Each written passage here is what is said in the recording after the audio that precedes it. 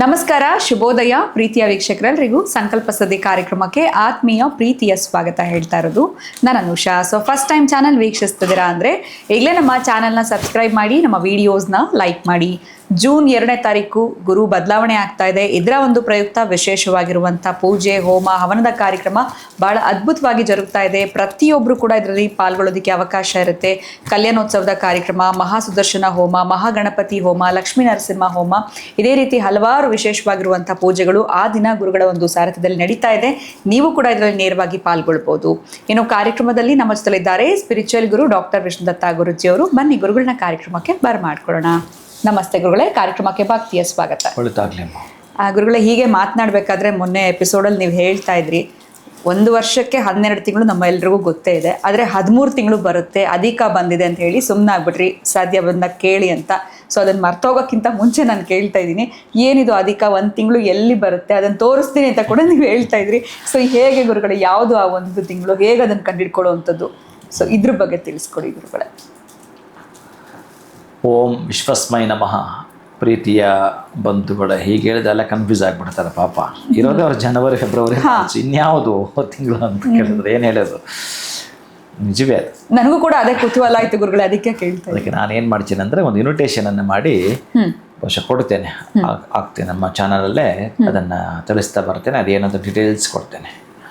ಈ ಒಂದಷ್ಟು ವಿಷಯವನ್ನು ಹೇಳೋದಾದರೆ, ಈ ಬ್ರಹ್ಮಾಂಡದ ಶಕ್ತಿನ ಅರ್ಥ ಮಾಡ್ಕೋಬೇಕಾದ್ರೆ ಒಂದೊಂದು ಸೆಕೆಂಡು ಕೂಡ ನಾವೇನೋ ನಿದ್ದೆ ಮಾಡ್ತೀವಿ, ಊಟ ಮಾಡ್ತೀವಿ, ಆ ದಿನ ಗೊತ್ತಾಗುತ್ತೆ, ಕಾಲಹರಣ ಮಾಡ್ಕೊಂಡು ಹೋಗ್ತಿರ್ತೀವಿ, ಏನೂ ಗೊತ್ತಾಗಲ್ಲ. ಆದರೆ ಈ ಕಾಲಗರ್ಭನ ಸುಳಿಯಲ್ಲಿ ಈ ಬ್ರಹ್ಮಾಂಡದ ಶಕ್ತಿ ಇಂಚಿಂಚು ಅಲ್ಲ, ಸೆಕೆಂಡು ಅಲ್ಲ, ಅಣು ಕೂಡ ಅದರದ್ದೇ ಆಗಿರೋ ನಿಶ್ಶಬ್ದತೆಯಲ್ಲಿ ನಡೀತಾನೇ ಇರ್ತದೆ. ಆ ನಿಶ್ಶಬ್ದತೆಯಲ್ಲಿ ಶಬ್ದವನ್ನು ಉಂಟು ಮಾಡಿ ನಮಗೆ ದಯಪಾಲಿಸ್ತವೆ. ಅದೇನು ಅಂತಂದರೆ, ಈ ಒಂದು ಚಾಂದ್ರಮಾನ ಪದ್ಧತಿ, ಸೌರಮಾನ ಪದ್ಧತಿ ಬಹುಶಃ ನೀವು ಕೇಳಿರ್ತೀರಿ. ಈ ಯುಗಾದಿ ಹಬ್ಬ ಮಾಡಬೇಕಾದ್ರೆ ನಾವು ಚಾಂದ್ರಮಾನ ಪದ್ಧತಿ ಮಾಡ್ತೀವಿ. ಈ ತಿಮಿಡಿಯನ್ಸ್ ಎಲ್ಲ ಕೂಡ ಸೌರಮಾನ ಪದ್ಧತಿಯಲ್ಲಿ ಯುಗಾದಿ ಹಬ್ಬ ಆಚರಣೆ ಮಾಡ್ತಾರೆ. ಬಹುಶಃ ನಮಗೂ ಅವ್ರಿಗೂ ವ್ಯತ್ಯಾಸಗಳು ಒಂದು 11 ಡೇಸ್ ಬರುತ್ತೆ. ಆ 11 ದಿನಗಳ ವ್ಯತ್ಯಾಸ ಹೀಗೇ ಮುಂದುವರೆದ್ರೆ, ಆ 11 ದಿನಗಳಿಗೆ ಮುಂದುವರೆದ್ರೆ ಈ ಹಬ್ಬ ಹರಿದಿನಗಳಲ್ಲೂ ವ್ಯತ್ಯಾಸ ಆಗ್ತವೆ. ಆ ಹಬ್ಬ ಹರಿದಿನ ವ್ಯತ್ಯಾಸ ಆಗ್ತಕ್ಕಂತಹದ್ದು ಒಂದಾದರೆ, ಸೌರಮಾನ ಪದ್ಧತಿ ಚಾಂದ್ರಮಾನ ಪದ್ಧತಿಯ ಬದಲಾವಣೆಗಳು ಅಂತಂದರೆ, ಈ ಚಾಂದ್ರಮಾನ ಪದ್ಧತಿ ಅಂತಂದರೆ ಚಂದ್ರನ ಚಲನೆಯನ್ನು ಆಧರಿಸಿ, ಆ ಚಂದ್ರನ ಚಲನೆಯನ್ನು ಆಧರಿಸಿದ್ದು ಅದೇ ರೀತಿಯೇ ಸೂರ್ಯನ ಚಲನೆಯನ್ನು ಆಧರಿಸಿ ಆ ಎರಡೂ ಭೂಮಿಯನ್ನು ಸೂರ್ಯನನ್ನು ಭೂಮಿ ಸುತ್ತಬೇಕಾದ್ರೆ ಆ ತೆಗೆದುಕೊಳ್ಳೋ ಸಮಯಗಳಿದಾವಲ್ಲ, ಈ ಕ್ಯಾಲ್ಕುಲೇಷನ್ ನಿಧಾನಕ್ಕೆ ನಾನು ನಿಮ್ಗೆ ಅದಕ್ಕೆ ಒಂದು ಇನ್ವಿಟೇಷನ್ ಮಾಡಿ ನಿಧಾನಕ್ಕೆ ಕೊಡ್ತೇನೆ. ಚೆಕ್ ಮಾಡ್ತಾ ಬರ್ತೀರಿ ಹೇಗೆ ಅಂತ.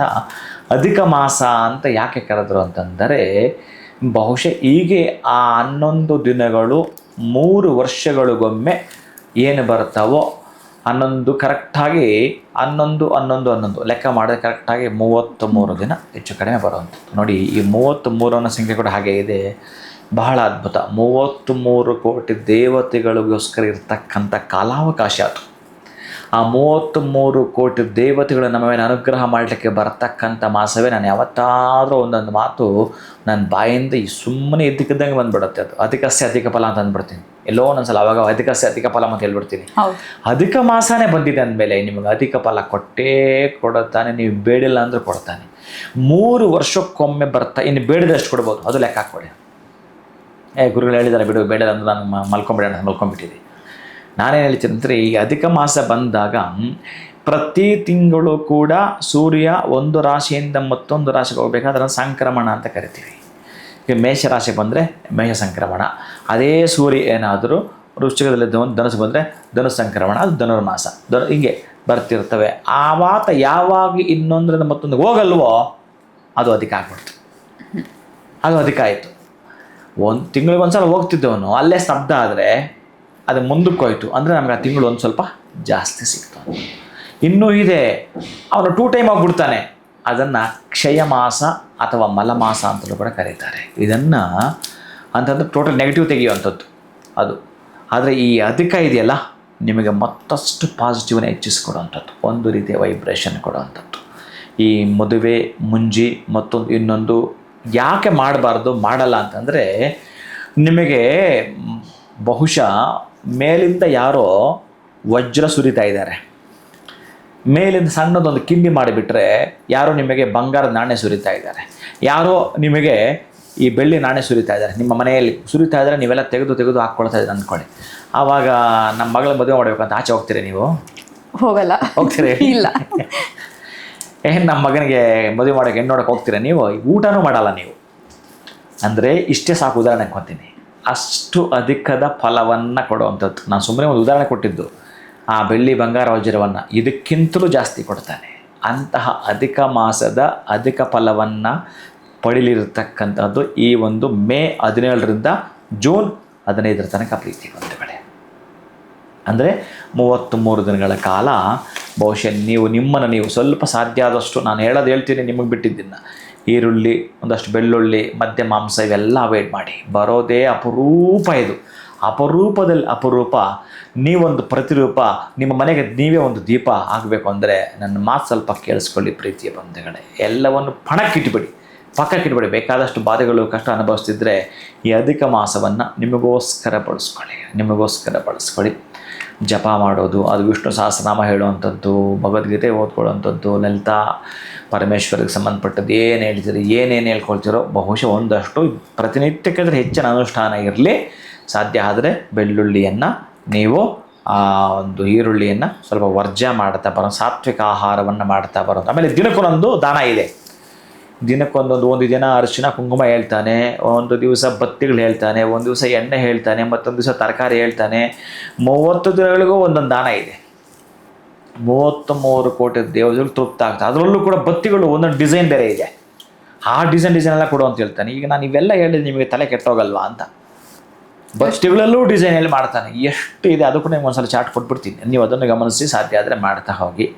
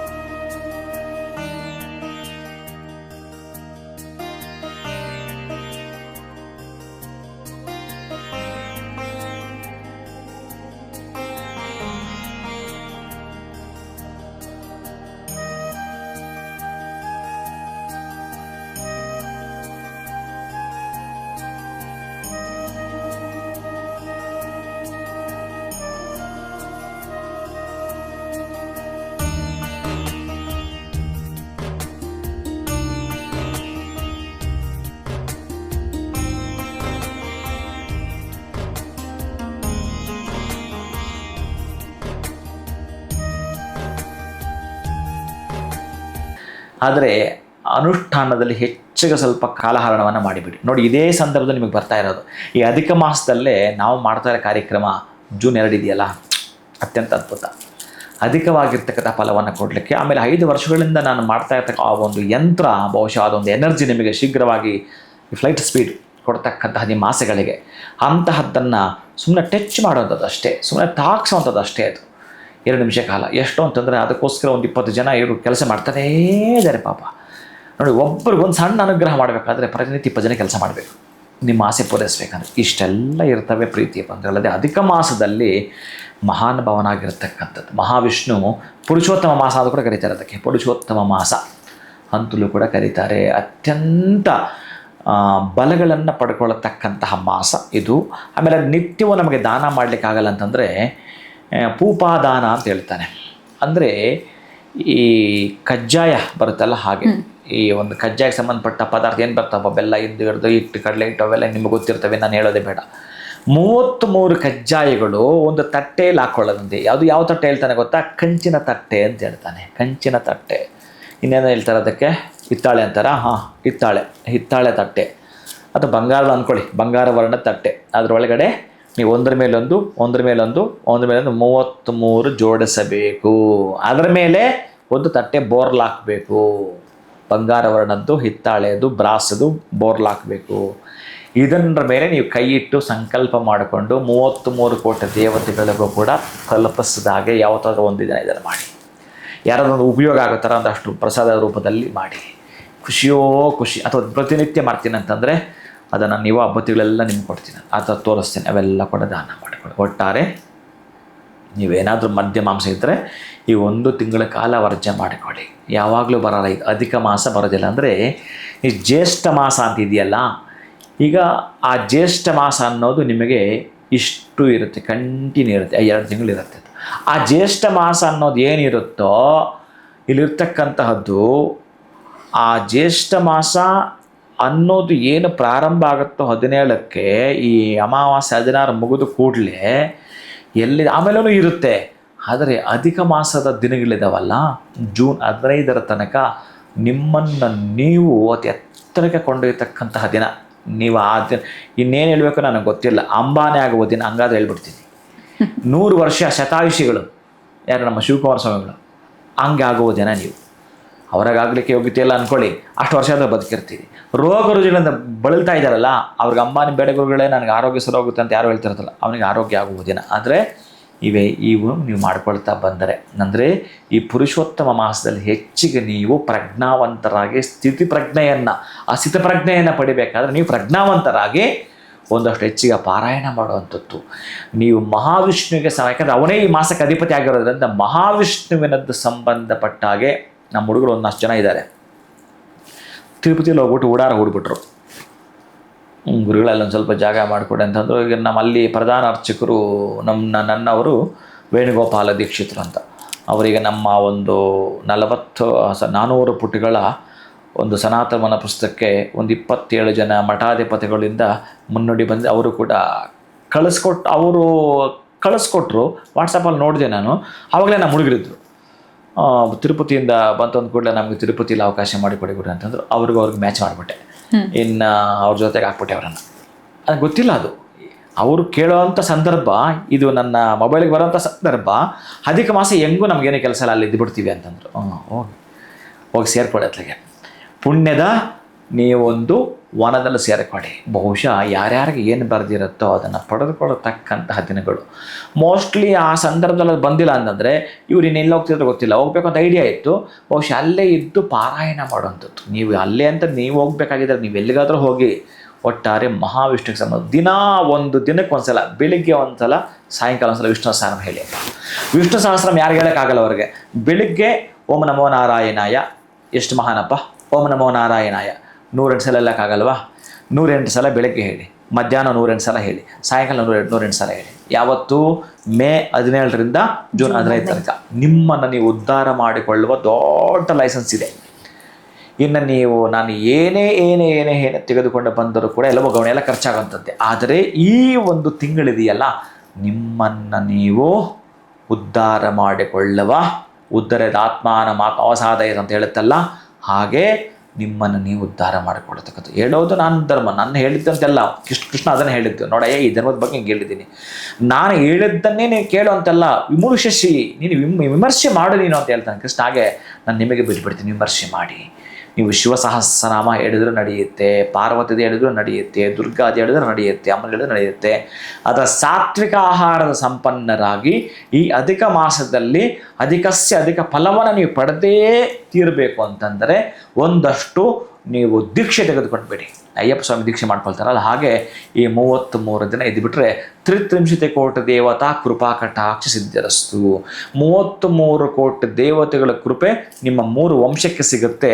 ನೀವೇನಾದರೂ ಈ ಒಂದು ಸಾಂಪ್ರದಾಯಿಕವಾಗಿ ಈ ಒಂದು ಸನಾತನ ಧರ್ಮದ ಹೇಳಿರೋ ಪ್ರಕಾರವಾಗಿ 33 ದಿನ ನೀವು ಕಟ್ಟಪ್ಪಣೆಯನ್ನು ಪಾಲಿಸಿಬಿಟ್ರೆ, ಡಿಸಿಪ್ಲಿನ್ ಪಾಲಿಸಿಬಿಟ್ರೆ ಆನಂದವೋ ಆನಂದ. ಆನಂದದ ಅದ್ವಿತೀಯದ ಅದ್ಭುತವಾಗಿರ್ತಕ್ಕಂಥ ಅಮೃತ ಕೊಡವನ್ನು ನೀವು ಪಾನ ಮಾಡಿದ ಹಾಗೆ ಪ್ರೀತಿಯ ಬಂಧುಗಳೇ ಅಧಿಕ ಮಾಸದಲ್ಲಿ ಅಧಿಕ ಫಲವನ್ನು ಪಡ್ಕೊಳ್ತೀರಿ. ಹಂಗೂ ಕೂಡ ಮದುವೆ ಮುಂಜಿ ಮಾಡ್ಕೊಳ್ತೀವಿ ಅಂತಂದರೆ ಒಂದಷ್ಟು ಎಕ್ಸ್ಕ್ಯೂಸ್ ಅಂತ ಯಾರು ಹಾಕ್ಕೊಂಡ್ಬಿಟ್ಟಿರ್ತಾರೆ ಪಾಪ, ಮೊದಲು ಮಾಡಿರಲ್ಲ. ನೀವು ತಾಂಬೂಲ ದಾನವನ್ನು, ಅರಿಶಿನ ಕುಂಕುಮ ದಾನವನ್ನು ಮಾಡಿಕೊಳ್ಳಬಹುದು, ಅಭ್ಯಂತರ ಇಲ್ಲ. ಏನೂ ತೊಂದರೆ ಆಗಿಬಿಡಲ್ಲ ನಿಮಗೆ, ಏನೂ ಭಯ ಪಡಬೇಕಾಗಿಲ್ಲ. ಅದರಲ್ಲೂ ಕೂಡ ಮೋಸ್ಟ್ಲಿ ಈ ವರ್ಷ 21 ಪಂಚಮಿ ಇದೆಯಲ್ಲ, ಪಂಚಮಿ ಒಳಗಡೆ ಹಾಗೂ ಕೂಡ ನಿಮಗೆ ಒಂದಷ್ಟು ಎಕ್ಸ್ಕ್ಯೂಸ್ ಇದೆ, ಏನಾದರೂ ಬಹುಶಃ ಮಾಡ್ಕೊಳ್ತೀವಿ ಗುರುಗಳ ನಾಮಕರಣ ಮಾಡ್ಕೋಬೇಕು, ಟೈಮ್ ಇಲ್ಲ, ಮದುವೆ ಮಾಡ್ಕೋಬೇಕು, ಮಾಡಲೇಬೇಕು ಅಂತಂದರೆ ಅಟ್ಲೀಸ್ಟ್ ಈ ಒಂದು 21 ಒಳಗಡೆ ಅದನ್ನು ಮಾಡ್ಕೊಳ್ಳೋ ಪ್ರಯತ್ನವನ್ನು ಮಾಡಿಕೊಳ್ಳಿ ಪ್ರೀತಿಯ ಬಂಧುಗಳು. ಅಂದರೆ ದೇವತಾ ಕಾರ್ಯಗಳಿಗೆ ಹೇಳಿ ಮಾಡಿಸಿದ ದಿನ ಮನುಷ್ಯ ಮಾನವ ಕುಲಕ್ಕೆ ಸಂಬಂಧಪಟ್ಟಾಗಿರ್ತಕ್ಕಂಥದ್ದು. ಆ ಒಂದು ದೇವತಾ ಕಾರ್ಯಗಳನ್ನು ನಿಮಗೋಸ್ಕರದ್ದು ಕೂಡ ನೀವು ಪ್ರವರ್ಧಮಾನಕ್ಕೆ ಬರಲಿಕ್ಕೆ ಮಾಡ್ತಾ ಇರತಕ್ಕಂಥ ದೇವತಾ ಕಾರ್ಯಗಳಾದ್ದರಿಂದ ಮಾನುಷ್ಯ ಕಾರ್ಯಗಳನ್ನು ಸ್ಟಾಪ್ ಮಾಡಿ ನೀನು ಈ ಸೇವೆಯಲ್ಲಿ ಪಾಲ್ಗೊಂಡು ನೀನು ಬಯಸಿದ್ದನ್ನು ಪಡೆದುಕೊಳ್ಳುವ ದಿನ ಈ ಅಧಿಕ ಮಾಸವಾಗಿರುತ್ತೆ. ಇನ್ನು ಗುರುಗಳೇ, ಎಲ್ಲಿ 12 ತಿಂಗಳು ಅಷ್ಟೇ ಇರೋದು, 13ನೇ ತಿಂಗಳು ಯಾವುದು, ಅದಕ್ಕೇನು ಹೆಸರಿರುತ್ತೋ ಆ ರೀತಿ ನಾನು ಯೋಚನೆ ಮಾಡ್ತಾ ಇದ್ದೆ. ಆದರೆ ಆ ಒಂದು ಎಕ್ಸ್ಟ್ರಾ ತಿಂಗಳು ಯಾವುದು ಅನ್ನೋದನ್ನ ನೀವು ನಮಗೆ ಚಂದ್ರಮಾನ, ಸೌರಮಾನ ಇವೆಲ್ಲವನ್ನು ತಿಳಿಸಿ ಆ 33 ದಿನಗಳು ಹೇಗೆ ಎಕ್ಸ್ಟ್ರಾ ಬರುತ್ತೆ ಅನ್ನೋದನ್ನ ಭಾಳ ಚೆನ್ನಾಗಿ ಅರ್ಥ ಮಾಡಿಸಿದ್ರಿ. ಇನ್ನು ಶುಭ ಕಾರ್ಯಗಳನ್ನ ಯಾಕೆ ಮಾಡೋದಿಲ್ಲ ಅಂತ ಕೊಟ್ಟಂಥ ಉದಾಹರಣೆ ಕೂಡ ಚೆನ್ನಾಗಿತ್ತು. ಸೊ ಬೆಳ್ಳಿ ಬಂಗಾರಗಳು ಡೈಮಂಡ್ಸ್ ಮೇಲಿಂದ ಬೀಳ್ತಾ ಇದ್ರೆ ನೀವು ಯಾವ ಮದುವೆಗಳನ್ನ ಮಾಡ್ತೀರಾ ಅಂತ ಹೇಳಿದ್ರೆ ಅದು ತುಂಬ ಚೆನ್ನಾಗಿತ್ತು ಅಂತಲೇ ಹೇಳ್ಬೋದು. ಸೊ ಈ ಒಂದು ಅಧಿಕ ಲಾಭ ಅಂತ ಹೇಳಿದ್ರಿ. ಸೊ ಈ ತಿಂಗಳಲ್ಲಿ ನೀವು ಹೇಳ್ದಂಗೆ ಮೇ 17ರಿಂದ ಜೂನ್ 15ವರೆಗೂ ನಾನ್ ವೆಜಿಟೇರಿಯನ್ಸು ಅದನ್ನೆಲ್ಲ ಅವಾಯ್ಡ್ ಮಾಡಿ ಒಂದು ರೀತಿ ಪದ್ಧತಿಯನ್ನು ಫಾಲೋ ಮಾಡಿದಾಗ ಅವ್ರು ಏನು ಅಂದ್ಕೊಂಡಿದ್ದಾರೆ ಅದನ್ನು ಪಡ್ಕೊಳ್ಳೋದಕ್ಕೆ, ಸಕ್ಸಸ್ ಕಡೆ ಹೋಗೋದಕ್ಕೆ ಸಾಧ್ಯ ಆಗುತ್ತೆ ಅಂತ ತಿಳಿಸ್ಕೊಟ್ಟಿದ್ದೀರಾ. ಧನ್ಯವಾದಗಳು ತಮಗೆ. ನಮಸ್ಕಾರ. ಹರೇ ಶ್ರೀನಿವಾಸ.